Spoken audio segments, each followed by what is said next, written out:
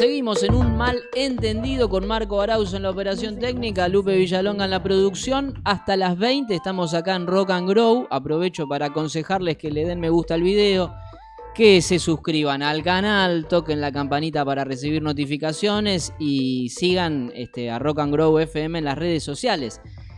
Vamos con lo más relevante en términos políticos de esta semana. Por una parte, en lo que tiene que ver con el peronismo bonaerense, Sergio Massa confirmó que va a declinar de una candidatura para la Diputación, para el Congreso Nacional por la provincia de Buenos Aires.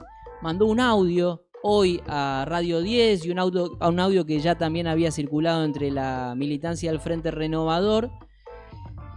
Y dijo que lo más importante es la unidad en ese audio. Me parece que hay una especulación en torno a no comprometerse con una candidatura que tal vez no le dé mucho impulso de cara al 2027.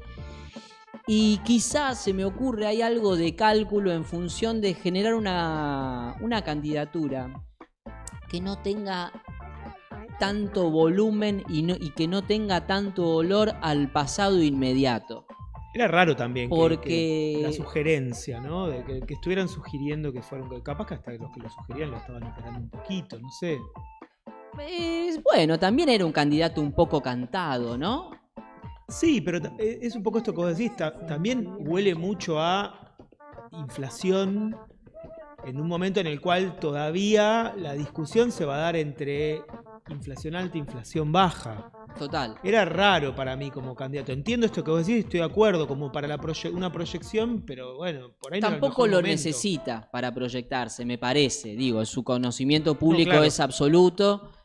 No necesita el empujón de esta candidatura para tener, ni necesita una banca en el Congreso, mucho menos en la Cámara de Diputados, para tener volumen político. Creo que ahí hay algo de cálculo y también me parece que en la provincia de Buenos Aires se está identificando que hay, sobre todo en el conurbano, bastante malestar con la actualidad económica y con lo que está pasando con Javier Milei. Entonces, hay que ponerle algo enfrente.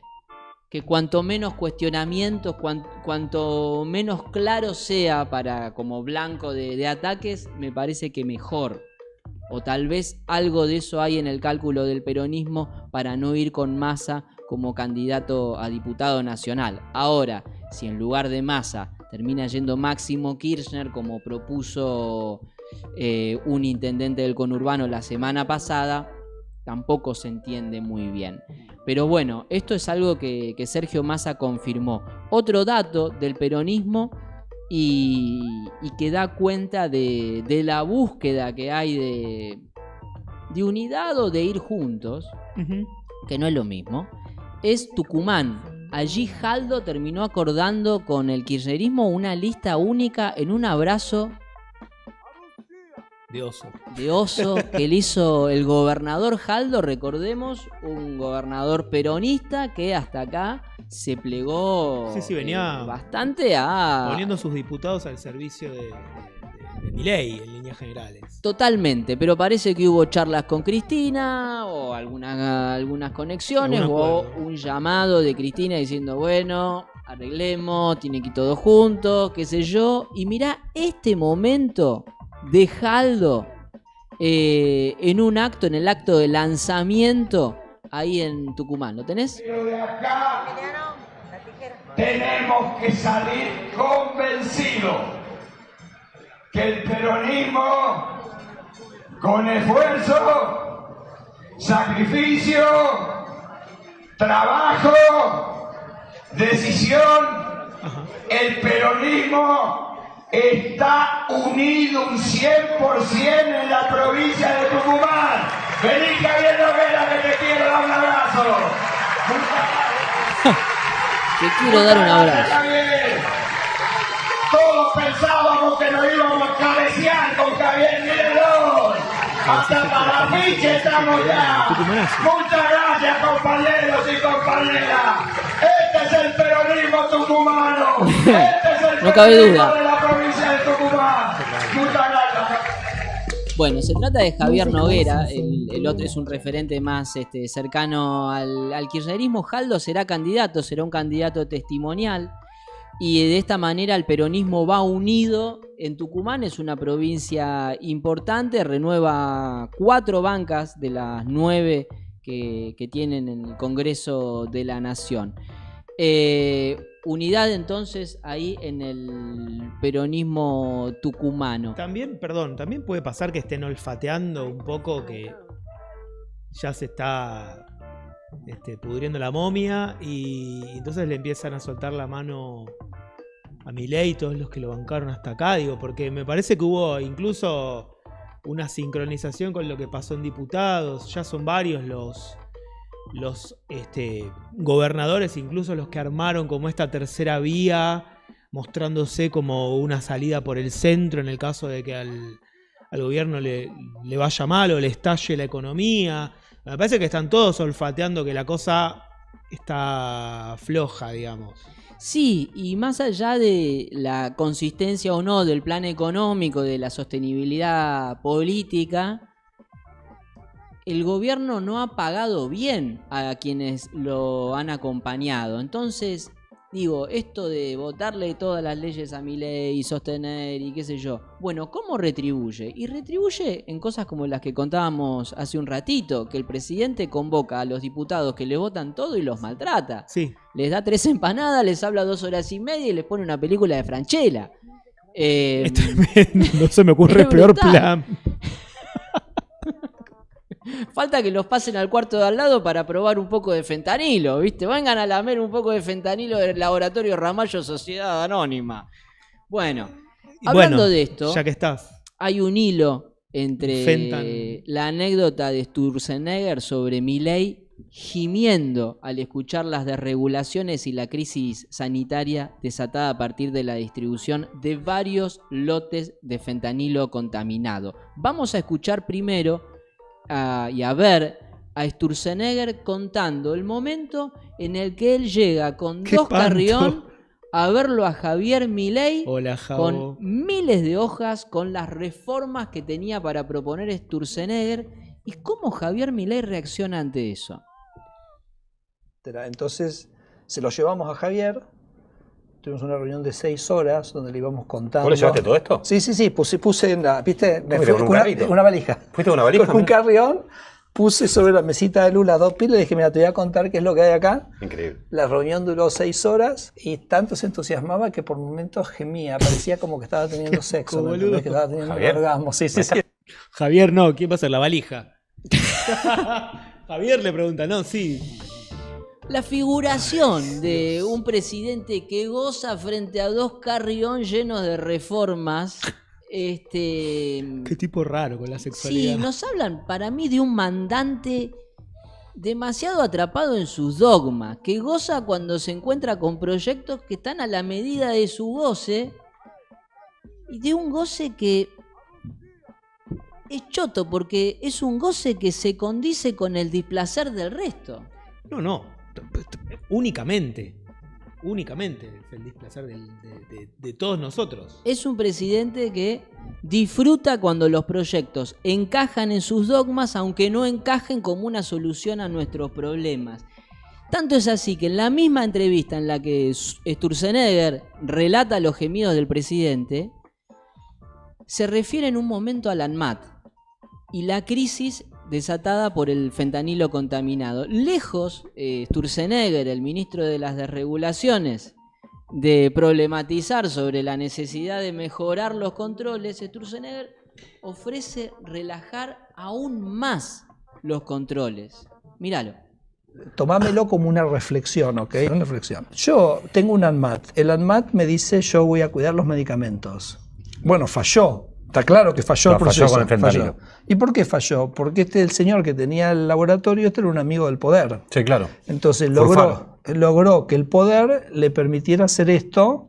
Entonces digo, el ANMAT me desprotegió. Si a mí me dice que el ANMAT me revisa el fentanilo, ¿vos qué haces? Confías. Claro. Entonces digo, imagínate por un momento, no estoy diciendo que no esté el ANMAT, pero suponete que el ANMAT no hubiera estado. Y yo entonces tengo que hablar con mi médico, decir, che, ¿qué remedio vamos a hacer? Vamos a tomar uno de un laboratorio que sea... ¿Me entendés? Sí. Me hubiera cuidado mejor. Claro. Por eso te digo que cuando vos analizás el tema del Estado, tenés que, digamos, entender esto, ¿no? Digamos, los riesgos del Estado. Porque parece como que está asumido que el Estado no te cubre los riesgos, ¿no? A veces el Estado es el que te crea los riesgos. Es insólito porque hay una falla en la política de cuidado, de alguna manera, de lo que tiene que hacer el ANMAT. Y entonces el Sturzenegger lo que dice es, bueno, acá el ANMAT está de más, porque todos suponemos que nos tiene que cuidar y no nos cuidó. Ahora, lo que sugiere Sturzenegger, como, bueno, corremos al ANMAT de las regulaciones o le quitamos peso, es que entonces vos le preguntes a tu médico la droga de qué laboratorio usar y deja a la sociedad un poco desguarnecida, ¿no? A mí lo que me llama la atención es cómo funciona el proceso de la separación de ellos como gestores del Estado y el Estado como diciendo, bueno, el ANMAT, qué sé yo, tiene nada que ver con nosotros. Y es como, che, a vos se te están muriendo los cristianos, ¿eh? Sí, o sea, ahora vos sos el Estado ahora, no podés separar y decir, no sé, un ente autárquico, no digo, no sé, por decir cualquier cosa, pero digo... Totalmente, y ahora vamos a hacer doble clic sobre esta situación que señalás, Barros, porque el caso del fentanilo salpica a muchos. Tras el escándalo en el que quedaron sumergidos los laboratorios HLB Pharma y Ramallo Sociedad Anónima, se supo que un abogado, que el abogado Sebastián Daniel Nanini, de fuertes vínculos, entre otros con el intendente José Cepaz, Mario Illi, peronista, había comprado el 99% del paquete accionario de HLB. Por otra parte, Dolabjian, Camila Dolabjian, periodista de La Nación, publicó hace tiempo, ya viene siguiendo el caso, y había brindado detalles de Daniel García Furfaro, que ahora tuvo alguna aparición pública, pero hasta ese momento se sabía muy poco de él, y contó que hasta la aparición de Nanani era el responsable de HLB Pharma, fue uno de los financistas, además, escucha esto porque es increíble, de la última compra importante de medios que hizo Víctor Santamaría, ¿sí? Los 40 principales y Radio Continental, las últimas dos grandes compras de Víctor, financiadas, dice la periodista de La Nación, Camila Dolabjian, por Ariel García Furfaro. ¿Quién es Santamaría? Santamaría, uno de los hombres fuertes del PJ porteño, acá es conocido, lidera el sindicato de encargados de edificio, que es a su vez la entidad que controla el Grupo Octubre.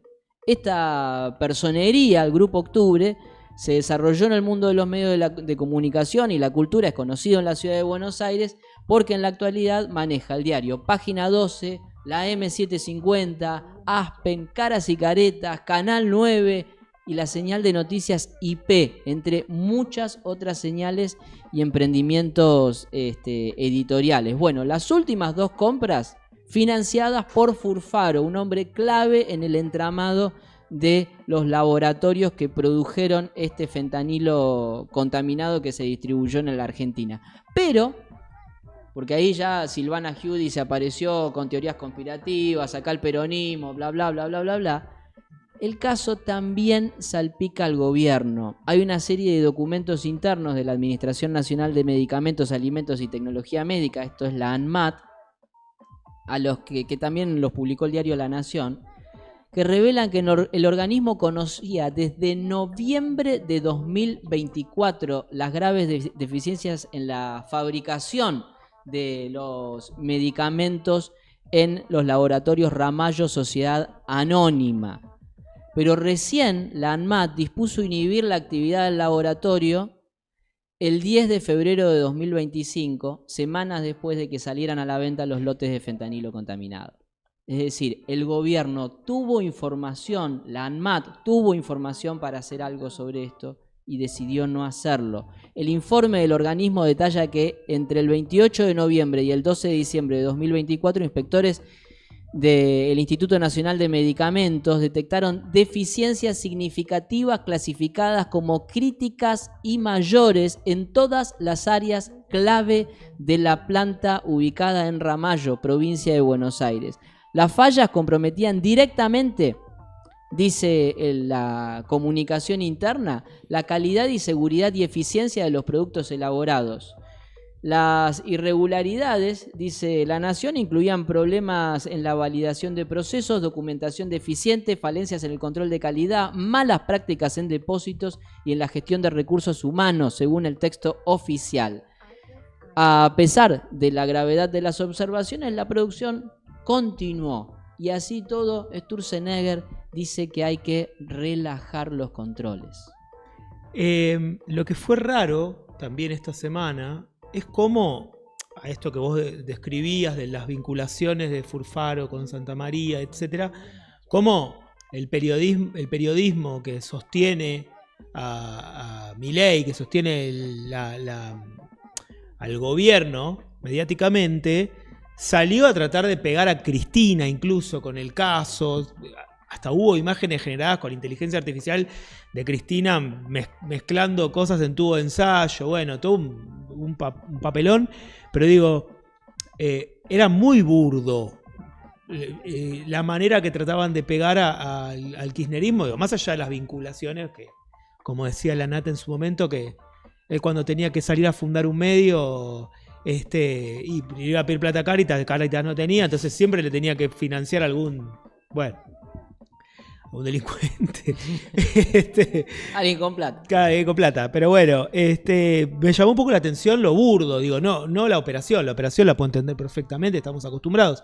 Pero era muy burdo, como digo, realmente es muy difícil que alguien se crea esto de esta manera, pero bueno. Sí, lo que aparece, más allá de la política, los recovecos, los pliegues que hay cuando empresarios y políticos se juntan, es que hay ámbitos donde esto no tiene que suceder, como por ejemplo la ANMAT. Y es un organismo que tenía prestigio y lo están rompiendo. Eso es insólito. Sí, como están rompiendo la mayoría de los organismos que tenían prestigio, o por lo menos que funcionaban bien. Claro, no sé. Pero hay organismos que son clave para que un país funcione. No importa si sos libertario, liberal, peronista, radical, del PRO, como ahí no te podés meter porque pasan estas cosas. Tenemos una crisis sanitaria donde ya hay casi 100 muertos. Pero bueno, vamos a otro tema del ámbito político. La semana, si querés pensar que arranca los domingos, como lo dice el calendario, arrancó con un video falso. Ajá. Un video falso puede ser una bomba, pero si un video falso esconde una verdad, es mucho peor. A ver. Acá me van a putear, me parece, algunos. El fin de semana, Axel Kicillof fue a los estudios de Futurock, hizo algunas declaraciones, dio una entrevista y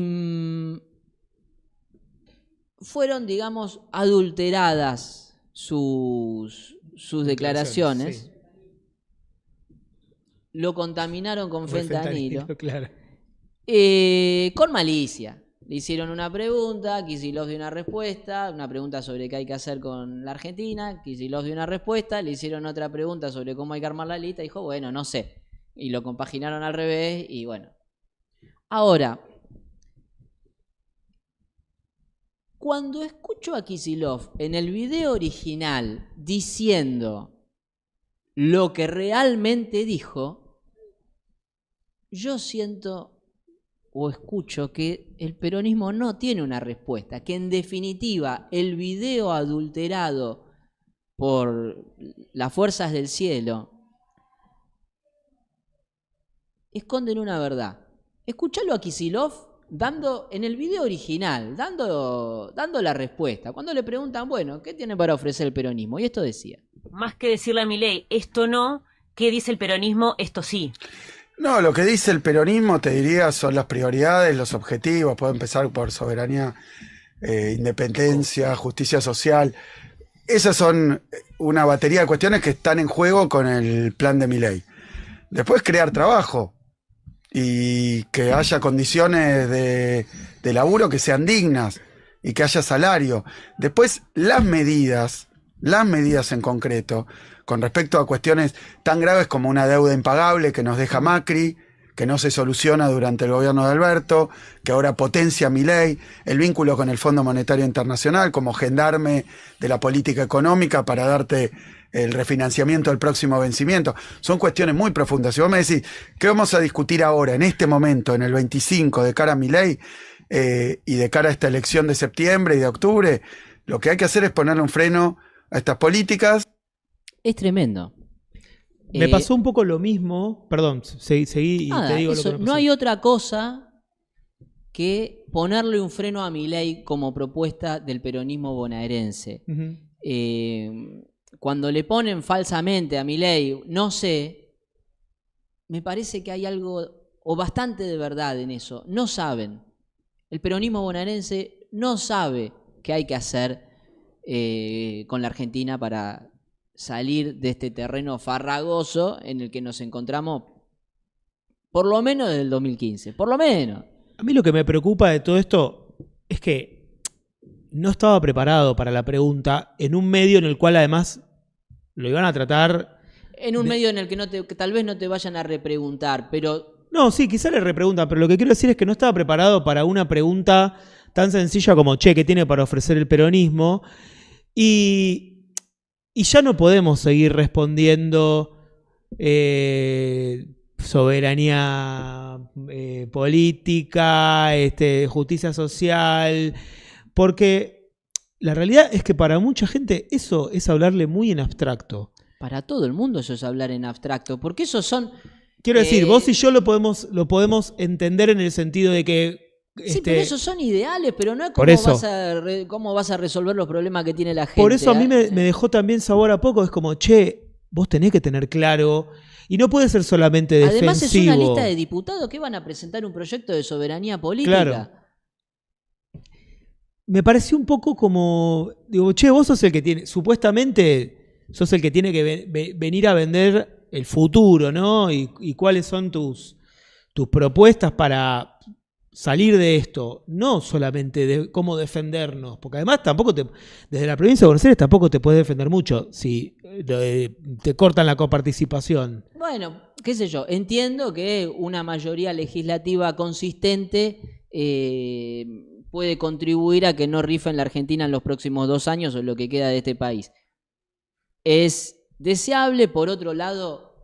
es lo que realmente se puede esperar de un bloque de diputados opositor, porque no se puede esperar que gobiernen desde la oposición, pero tampoco es deseable, pero en alguien que se está queriendo prefigurar como candidato a presidente, creo que tiene que empezar a decir cómo es la Argentina que se imagina. Sí. Se llama Derecho al Futuro, aparte su espacio. Bueno. Es hora de empezar a plantear. Y esto va más allá de Kicillof, porque lo escuchás a Máximo Kirchner y está en la misma. Sí, o peor te diría, porque en definitiva lo único que hace Máximo cada vez que le preguntan es como volver a hacer lo que ya hicimos. Digo, más allá de que uno puede estar de acuerdo, por supuesto, con determinadas cosas que hizo tanto Néstor, Cristina, como el kirchnerismo dentro del gobierno de Alberto, como por ejemplo el impuesto a los grandes capitales, por ejemplo, no podés seguir repitiendo como un mantra que lo que vas a hacer es lo que ya hiciste, porque también la realidad es que las cosas han cambiado y el lugar que viene sosteniendo el peronismo en el último tiempo es un lugar muy conservador, y como conservador de lo que estamos perdiendo. Entonces me parece que hay que empezar a pensar en otro formato de propuesta. Totalmente. Hay desorientación, y es entendible, digo, en un punto, porque no hay horizonte ideológico. En ningún lado, no lo tiene la izquierda, no lo tiene el peronismo, no lo tiene el PRO. Está desarticulado el sistema político, y me parece que alguien que lo expresó de alguna manera con enojo fue Güelar, el ex canciller durante el gobierno de Mauricio Macri, ex canciller no, ex embajador de la Argentina en Estados Unidos, entre otros lugares, Le preguntaron por Macri y esto fue lo que decía. ¿Quién le puso ese último cajón al PRO? ¿Quién? Mauricio Macri, sin lugar a dudas. Es el responsable. Sin lugar a duda. Para ser claro, lo voy a decir como acá estamos entre nosotros. Un reverendo hijo de puta. No sé si es elíptico, a ver, dale. No es muy diplomático, pero efectivamente, 20 años de haber conformado primero un partido municipal, porque eso, así nace PRO. Después un partido nacional con representación en prácticamente todos los distritos. No iban a pasar la General Paz, de ahí nace, ¿no? El fenómeno barrial, no pasaba la General Paz. Fue durante un tiempo, fue durante los primeros 3 o 4 años un fenómeno municipal, definido así. Pasa y da el salto a transformarse en un fenómeno nacional. Y después lidera, porque lo hizo el mismo hijo de puta, liderar una asociación que era curiosísima, porque es como la definición de CDU alemán hoy, que está asociado con la centroizquierda y los liberales para parar, en el caso alemán, a la extrema derecha. Es decir, un partido de centro derecha. ¿Por qué centro derecha y no derecha? Pues yo soy de derecha. ¿Por qué me autodefino como me autopercibo de centro derecha? Porque yo creo que la izquierda no son los zurdos de mierda, es la izquierda. Es una fuerza que tiene la misma legitimidad que la derecha y si es democrática puede dialogar con la derecha, sin lugar a dudas. Bueno, una derecha democrática o centro derecha puede dialogar con la izquierda y en situaciones especiales, en vez de competir, ser dos alternativas. Diego Guelar, ex embajador de la Argentina en Estados Unidos durante el gobierno de Macri, un hombre escuchado, relevante, con cierto prestigio. Creo que sí. Unidos, creo que también. Con larga data. Con cierto prestigio, sí. Sí, respetado. Recontra recaliente. Una inteligencia artificial me dijo una imagen que me gustó, que retrata un poco todo esto. La política argentina hoy parece un rompecabezas armado con piezas de distintos juegos. Bien. Entonces, coincido. Por un lado tenés a Cristina, que está sobre, que antes no se privó de pelearse con lo único casi que quedó en pie del peronismo, que es el gobernador de Buenos Aires, en una pelea que parece más atravesada por cuestiones familiares de ver cómo va a quedar su hijo parada en ese lugar. A su vez, un gobernador bonaerense que no sabe gestionar ese conflicto, me parece, que actúa a destiempo, confronta con Cristina en el momento en el que no había que hacerlo, desoyendo el consejo de todos los sabios del conurbano bonaerense que le decían que apriete el acelerador, no se animó y lo apretó sobre el final cuando ya el semáforo estaba en amarillo. Bueno, por el otro lado tenemos al PRO, que creo que acá Diego Velar ilustra bastante bien el enojo que le produce este acuerdo de Mauricio Macri con Javier Milei, o peor todavía, con Karina Milei, porque ya Javier no come más milanesa con Mauricio. Y deja un desbande, y ese desbande se ve. El radicalismo total y completamente desdibujado, con acuerdos distintos. En algunos lugares con La Libertad Avanza, en otros solos, en otros... Sí, y en Capital bastante... En Capital sacó el 2%. Quiero decir ahora para las próximas, un armado radical bastante más parecido al radicalismo que a cómo había quedado desdibujado dentro de la Alianza PRO. Digo, Manes y Lustó yendo por afuera, armando una alianza más de centro izquierda, por llamarlo de algún modo, o de centro, más parecido a Cambiemos sin el PRO en algún punto. De todos modos, a mí lo que no sé, me pasa con esto es que siento que nadie está proponiendo nada, digo, y lo que tenemos enfrente es una propuesta bastante clara. O sea, el gobierno tiene una propuesta bastante clara de lo que viene a hacer y nadie está proponiendo qué es lo que va a hacer en contra de eso. Sí, no tenemos claro qué puede pasar con lo que viene a hacer, pero por lo menos es clara la convicción con la que vienen a hacer Exacto. lo que sea que vayan a hacer. Más o menos sabemos igual. Ellos van. Sabemos más o menos qué es lo que va a pasar. Digo, lo podemos intuir, no es tan difícil, ya pasó otras Bueno, pero veces. están rompiendo cosas que otros no se animaron a romper.